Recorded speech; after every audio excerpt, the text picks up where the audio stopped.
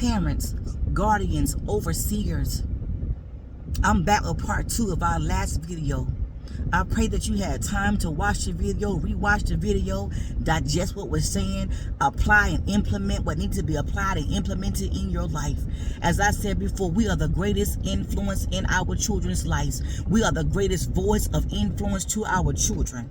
Our conversations, our character, our demeanor, how we respond to life, how we encourage our children, how we speak to them, how we demoralize them, how we demean them. Everything plays an important role in the lives of your children because we are the greatest influence for them.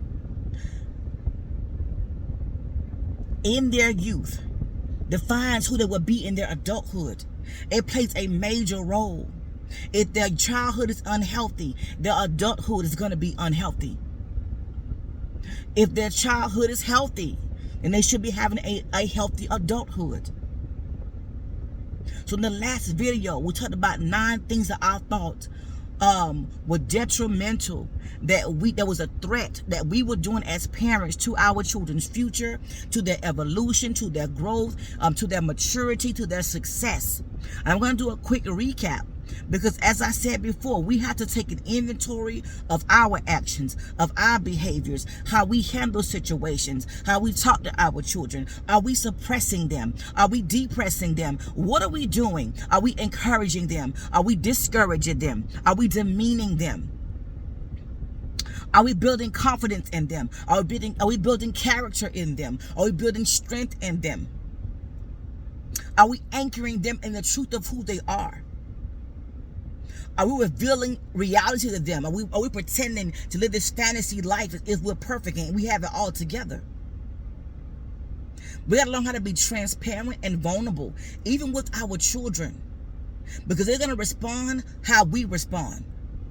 However you respond to discouragement, however you respond to disappointments, however you respond to the word no, however you respond to rejection and abandonment, however you respond to abuse, neglect, they're watching you. And most likely, however you respond, that's going to be their response. How you respond in the times of confusion, in the times of chaos. How do you respond to confrontation? Are you confrontational in your own home? Are you waging war in your own home? Are you cussing everybody out in your own home? Why are you speaking life in your own home? Everything we do is vital to their growth, to their maturity, to their development, to their success, to their emotional stability. So I just want to do a quick recap. I was talking about 9 threats. The one was when we take their voice away from them, then we allow the world to silence them. Number 2, when we do not build up their confidence, strengthen their confidence, their security in who they are, then we'll give the world the opportunity to tell them who they are not. Number 3, when we do not train them up in the right paths to go, then we leave an opportunity for the world to teach them the wrong path to go. Number 4, when we do not properly channel and help them control their emotions, then we allow their emotions to control them. Number 5, when we do not teach them how to value themselves, to know their value, they are worthy, we allow everybody else to tell them, we allow everybody else to use them and to misuse them because they don't know their worth. They know their value. They allow any and everything access into their lives. Number 6, we don't tell them that no is necessary. It's vital. It's valuable in life. So they look at no as being a form of rejection and abandonment. Number 7, we don't teach them how to respect you as a parent in a place of authority. So they fight against every word spoken from a place of authority. We talked about our young men. We see all the time that our young men are being gunned down by policemen. We talk about how we see how rebellious they are, how defiant they are, how disobedient they are when given a command by somebody in authority. We talk not only our young men, but our young women, because they can be rebellious as well. They can be defiant and disobedient as well. We must teach them that they have to learn how to submit. They may not like it in the moment. We can deal with that after the fact, but to keep them safe, they have to learn how to submit unto authority, to the proper authority. All right, we talked about number 8. We don't teach our children that every action does not warrant a reaction. You don't have to respond. Everything does not require a response. Okay, number 9, we talked about we don't show them what effective communication looks like. In the home, we're not teaching them how to effectively communicate, so that when they get out in the world, when they get out on the job, they know how to respond correctly by effectively communicating. That starts with you at home. How are you communicating with your children? Are you bashing them? Are you demeaning them? Are you demoralizing them?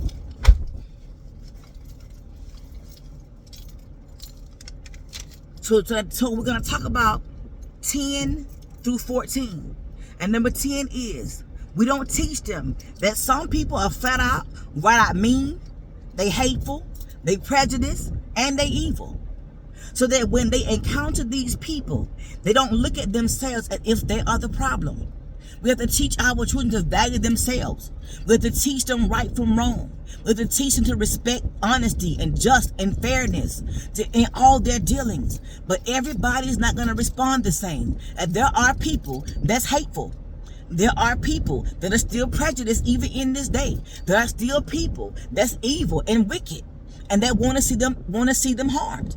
We got to be honest, because life is not always fair, and they're going to encounter these types of people.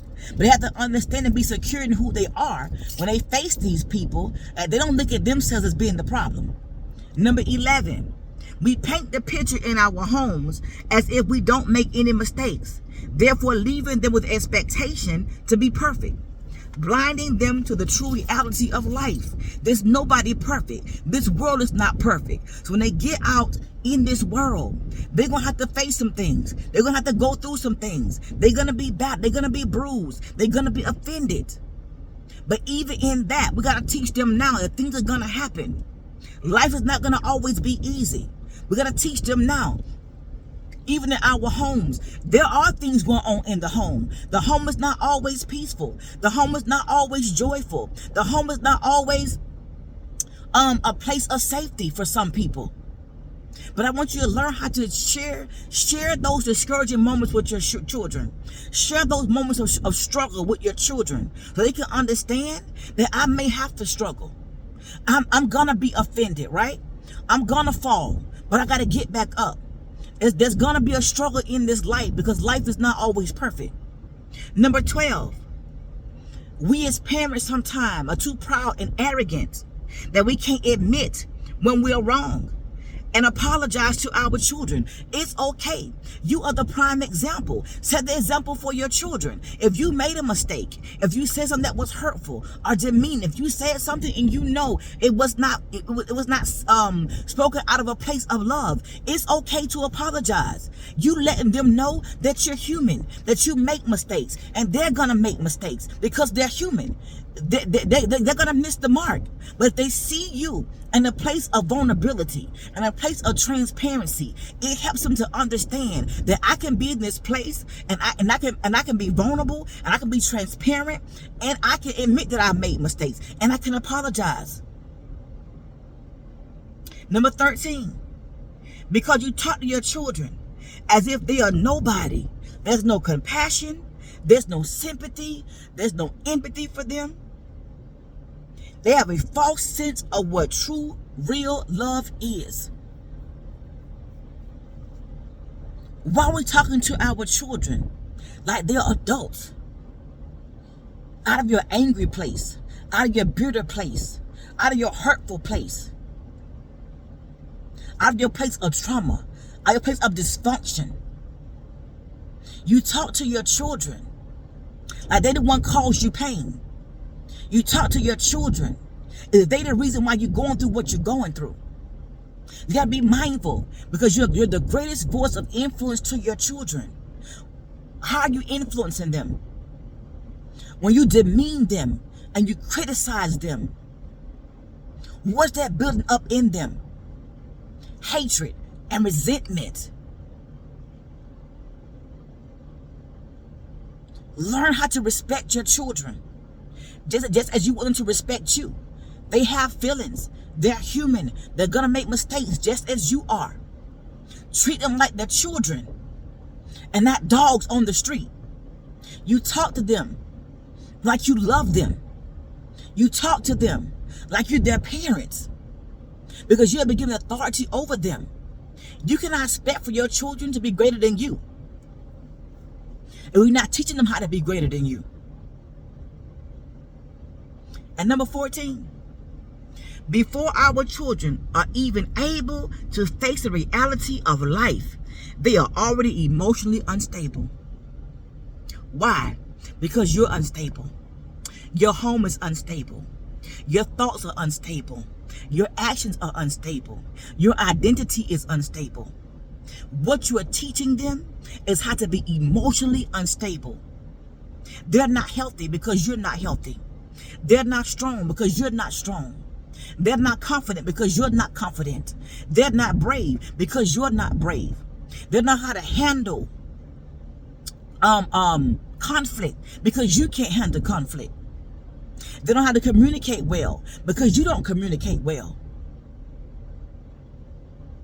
They'll know how to take rejection and turn it into something great because you can't accept rejection. When somebody tells you no, you feel abandoned. You feel despised. When you must realize that no is a protection mechanism. That no can save your life. They're not submitting unto authority because why? You're not submitting unto authority. So you're not being the example that your child needs to see in order for them to submit unto authority. Because you are the authoritative position in your home, in your child's life, but you don't walk in authority.